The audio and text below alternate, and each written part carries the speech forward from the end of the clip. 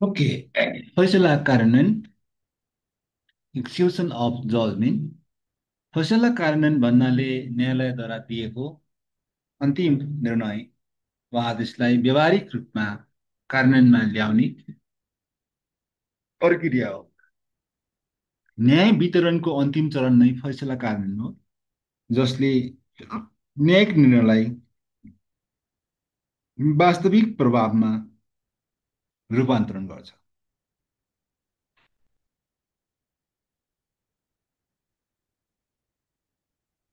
नेपालमा फैसला कार्यान्वयन सम्बन्धी व्यवस्था देवानी कार्य संहिता 2074 र फौजदारी कार्य संहिता 74 मा उल्लेख गरिएको छ। मुलुकी देवानी कार्यविधि संहिता 74 को परिच्छेद 22 मा फैसला कार्यान्वयन सम्बन्धी व्यवस्था गरेको छ। दफा 229 मा लगत तयार गर्नुपर्ने।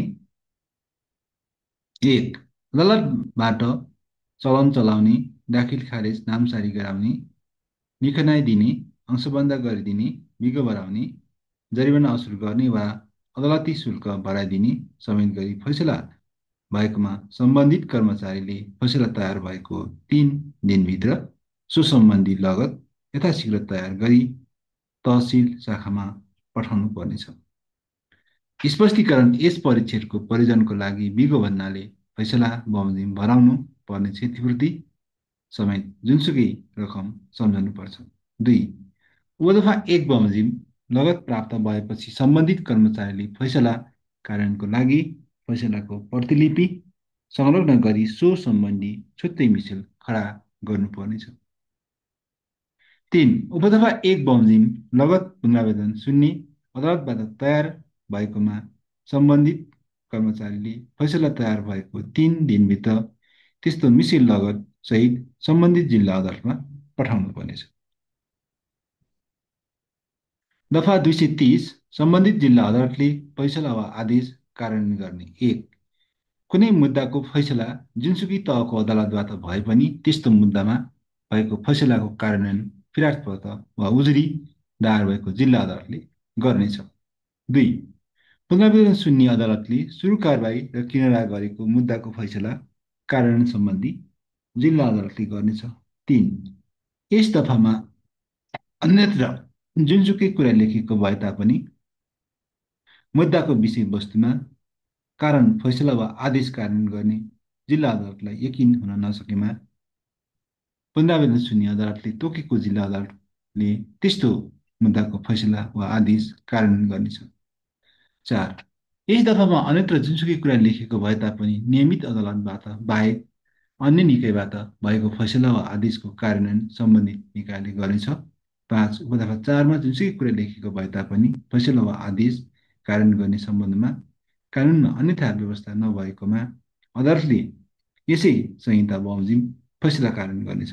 6, अदालतबाट कसैलाई कुनै पदमा बहाली गर्न वा पदबाट हटाउन फैसला वा आदेश भएकोमा यस संहिता वा प्रचलित कानुनमा अन्यथा व्यवस्था भएकोमा बाहेक त्यस्तो फैसला वा आदेश भएको 3 दिनभित्र त्यस्तो फैसला वा आदेश कार्यान्वयनका लागि त्यस्तो फैसला आदेश गर्ने अदालतले सम्बन्धित निकाय वा कार्यालयमा लेखी पठाउनुपर्छ। 7, उपदफा 6 बमोजिम लेखी आएका सम्बन्धित निकाय वा कार्यालयले पनि लेखी आए बमोजिम 30 दिनभित्र कार्यान्वयन गरी त्यसको जानकारी सम्बन्धित अदालतलाई दिनुपर्नेछ।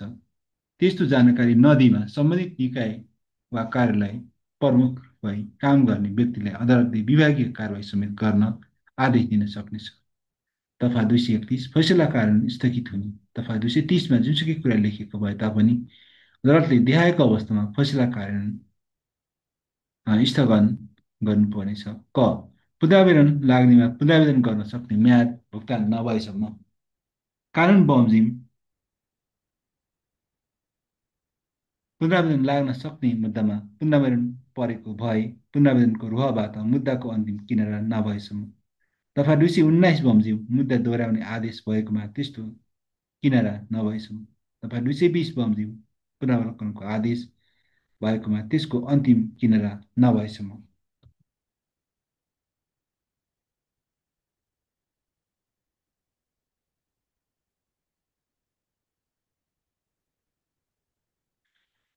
दफा 232 फैसला वा मिलापत्र कार्यान्वयन गर्न बाधा नपर्ने। यस परिच्छेदमा अन्यत्र जुनसुकै कुरा लेखिएको भए तापनि त्यहाँका अवस्थामा फैसला वा मिलापत्र कार्यान्वयन गर्न बाधा पर्ने छैन।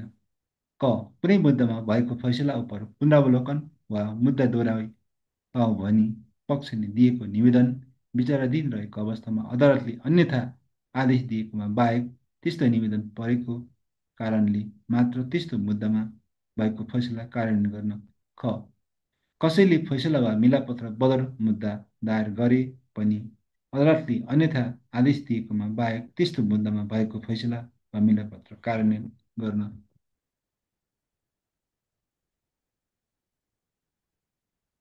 ग कुनै मुद्दाको फैसला कार्यान्वयन तत्काल नगरेमा मुद्दाको विषयवस्तुको रूपमा रहेको सम्पत्ति बिग्रने देखिएमा वा क्षतिपूर्ति तिर्नुपर्ने मुद्दा जित्ने पक्षले पछि पुनरावेदन तहबाट मुद्दा हारेमा अर्को पक्षलाई पर्न गएको नोक्सानी बापतको क्षतिपूर्ति बिहोर्ने लिखित प्रतिबद्धता व्यक्त गरेमा अदालतले सुरु फैसला भएपछि त्यस्तो मुद्दामा पुनरावेदन गर्ने म्याद भुक्तानी हुनु वा पुनरावेदन फैसला हुनु अगावै यस्तो फैसला कार्यान्वयन गर्न। ग अदालतमा विचाराधीन रहेको कुनै मुद्दाको कुनै विषयमा मुद्दाहरू पक्षहरू बीच सहमति भएमा र त्यसरी सहमति भएको विषय छुट्याएर फैसला कार्यान्वयन गर्न मिल्ने दुई अदालतको आदेश भएमा। 236 थप दस्तुरले फैसला कार्यान्वयन गर्न सक्ने। एक यस चाहिँ त बमोजिम म्याद जारी भएकोमा म्याद नागेपछि र म्याद वा तारिख गुजारेकोमा मुद्दा साकार गर्ने वा गुज्रेको तारिख थमाउने म्याद नागेपछि मुद्दाको पक्ष फैसला कार्यान्वयन गराउन आएमा अदालतले फैसला कार्यान्वयन गर्दा लाग्ने दस्तुरको म्याद नागेको 6 महिनाभित्र भए 10% र 1 वर्षभित्र भए 25% थप दस्तुर लिई फैसला कार्यान्वयन गरिदिनु पर्नेछ। दुई उपदफा 1 बमोजिम अवधिभित्र पनि फैसला कार्यान्वयन गर्न पक्ष हाजिर नभएमा यस परिच्छेदमा अन्यथा उल्लेख भएकोमा बाहेक अदालतले त्यस्तो फैसला कार्यान्वयन सम्बन्धी कारवाही तामेल राख्नु पर्नेछ। 237 मुद्दा साकार गर्न वा गुज्रेको तारिख थमाउन पाउने। एक फैसला कार्यान्वयनको सिलसिलामा मुद्दाको कुनै पक्षको मृत्यु भएमा निजको हकवालाले यस संहिता बमोजिम त्यस्तो मुद्दा साकार गर्न पाउनेछ। दुई फैसला कार्यान्वयनको सिलसिलामा कुनै पक्षले तारिख गुज्रेमा निजले यस संहिता बमोजिम गुज्रेको तारिख थमाउन सक्नेछ। 238 चलन चलाउने कार्यविधि। एक फैसला बमोजिम अदालतले चलन चलाइ दिए बापत चलन चलाउने सम्पत्ति बिगो खुलेको भए बिगोको 3% र बिगो नखुलेको भए 1,000 रुपियाँ चलन पाउने डोर खटाउनु अघि अदालतमा दाखिला गर्नुपर्छ। दुई उपदफा 1 बमोजिम चलन चलाइ पाउने व्यक्तिको रकम बुझाएमा अदालतले रकम बुझाएकै दिन चलन चलाउने दौर कतिने दिन तोकी त्यसको सूचना सहित पक्षलाई चलन चलाउने ठाउँमा हाजिर हुने गरी तारिख तोक्नु पर्नेछ र चलन चलाइ मुलुकी देवानी फौजदारी कार्यविधि संहिताको परिचित 15मा फैसला कार्यान्वयन सम्बन्धी व्यवस्था गरेको छ। दफा 151 सजायको लागत खडा गर्नुपर्ने। एक अदालतबाट कुनै मुद्दाको फैसला भएपछि सम्बन्धित अदालतको त्यस्तो फैसला बमोजिम लागेको दण्ड जरिमाना वा ठहरेको बिगो वा क्षतिपूर्तिको लागत तयार गर्नुपर्ने छ। दुई पुनरावेदन सुन्ने अदालतबाट कुनै व्यक्ति कसुरदार ठहरी वा तल्लो अदालतको फैसला उल्टी भई वा बदर भई कसुरदार ठहरेकोमा त्यसको लगत खडा गरी कार्यान्वयन गर्न सम्बन्धित जिल्ला अदालतमा फैसलाको प्रतिलिपि पठाउनु पर्नेछ। तीन उपदफा 1 वा 2 बमोजिम लगत खडा गरेपछि सम्बन्धित अदालतले फैसला कार्यान्वयन गर्नेछ र फैसला कार्यान्वयनको लागि कुनै काम कुनै निकायले गर्नुपर्ने रहेछ भने सम्बन्धित निकायलाई त्यस्तो काम गर्न आदेश गर्नेछ। चार उपदफा 3 बमोजिम आदेश गर्दा कैद सजाय पाउने व्यक्ति अदालतमा उपस्थित रहेको भए निजलाई अदालतले कारागारमा चलान गरी पठाउनु पर्नेछ र उपस्थित भएको रहेनछ र थुना वा कैदमा पनि बसेको रहेनछ भने निजलाई पक्राउ गरी कारागारमा बुझाउने गरी सम्बन्धित प्रहरी कार्यालयलाई अनुसूची 49 बमोजिम ढाँचामा आदेश पठाउनु पर्नेछ। कुनै कसुरदारलाई एकभन्दा बढी सजाय भएकोमा कुन ठुलो सजाय हो भन्ने सम्बन्धमा कुनै दुविधा भएमा कारागार कार्यालय सम्बन्धित जिल्ला अदालत लेखी पठाउनु पर्नेछ र जिल्ला अदालतबाट निकास भए बमोजिम हुने गर्नुपर्नेछ। दफा 152 फैसला कार्यान्वयन गर्ने निकाय। एक मुद्दाको फैसला जुनसुकै तहको अदालतबाट भएको भए पनि त्यस्तो मुद्दामा भएको फैसलाको कारण अभियोग पत्र वा उजुरी दायर भएको जिल्ला अदालतले गर्नेछ। दुई, पुनरावेदन सुन्ने अदालतले सुरु कारवाही र किनारा गरेको मुद्दाको फैसला कारण समेत सम्बन्धित जिल्ला अदालतले गर्नेछ। तिन, यस दफामा अन्यत्र जुनसुकै कुरा लेखेको भए तापनि प्रतिवादीले प्रतिवादीको सङ्ख्या, निजहरूको बसोबास वा निजको सम्पत्तिको उपस्थितिको कारण फैसला कारण गर्ने जिल्ला अदालत यकिन हुन नसकेमा पुनरावेदन सुन्ने अदालतले तोकेको जिल्ला अदालतले मुद्दा फैसला कारण गर्नेछ। नियमित अदालत बाहेक अन्य न्यायिक निकायबाट भएको फैसलाको कारण सम्बन्धित निकायले गर्नेछ। पाँच, उपरोक्त चारमा जुनसुकै कुरा लेखेको भए तापनि फैसला कारण गर्ने सम्बन्धमा कानुनमा अन्यथा व्यवस्था नभएकोमा सम्बन्धित जिल्ला अदालतले एसएएन बमोजिम फैसला कारण गर्नेछ। दफा 153 फैसला कारण स्थगित हुने एक, देखाएको अवस्थामा अदालतले फैसला कारण स्थगन गर्नुपर्नेछ। क, कानुन बमोजिम पुनरावेदन लाग्न सक्ने मुद्दामा पुनरावेदन परेको भए पुनरावेदनको रुवाबाट मुद्दाको अन्तिम किनारा नभएसम्म वा पुनरावेदन नपरेकोमा पुनरावेदन लाग्न सक्ने म्याद भुक्तान नभएसम्म। ख, कानुन बमोजिम साधक पेश हुने मुद्दा भए पेश भएको साधकको निकासा नभएसम्म। दुई, उप अथवा एकको खण्ड क बमोजिम पुनरावेदन परेकोमा पुनरावेदन पर्ने पक्षले पुनरावेदन गरेको बेहोराको निवेदन सम्बन्धित अदालतमा दिनुपर्नेछ। तिन, उप अथवा एकमा जुनसुकै कुरा लेखेको भए तापनि एसएनमा अन्यथा व्यवस्था भएकोमा बाहेक कुनै कसुरदारलाई कैदको सजाय हुने थरी फैसला भएकोमा त्यस्तो कसुरदारलाई तत्काल कैदमा पठाउनु पर्नेछ। कार्यान्वयन प्रक्रिया, फैसला कार्यान्वयनको प्रक्रिया निम्न चरणमा गर्नुपर्छ। फैसला अन्तिम हुनुपर्ने, अपिलको म्याद सकिएपछि वा सर्वोच्च अदालतले अन्तिम निर्णय दिएपछि मात्र कार्यान्वयन हुन्छ।